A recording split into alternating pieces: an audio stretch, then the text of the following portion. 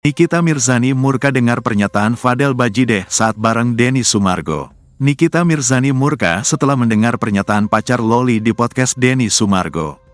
Fadel Bajideh sempat datang ke podcast Denny Sumargo hingga menyatakan ingin mengembalikan Loli kepada Nikita Mirzani. Namun keinginan Fadel Bajideh mengembalikan Loli malah ditanggapi reaktif oleh Nikita Mirzani.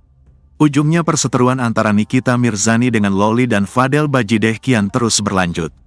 Nikita Mirzani mengungkapkan kemarahan dan kekecewaannya atas pernyataan Fadel Bajideh.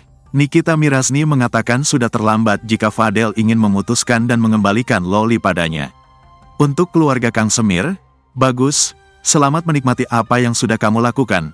Saya semakin ikhlas, semakin ridho lillahi ta'ala, sok ambil gak usah sekarang bilang kalau balik lagi diterima ibunya saya putusin, terlambat, ungkap Nikita Mirzani. Ternyata, Niki mengaku telah meminta Fadel untuk menjauhi putrinya saat keduanya masih pendekatan.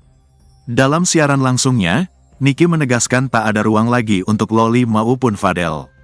Ia pun mengingatkan Fadel dan Loli untuk menjalani keputusan yang telah diambil.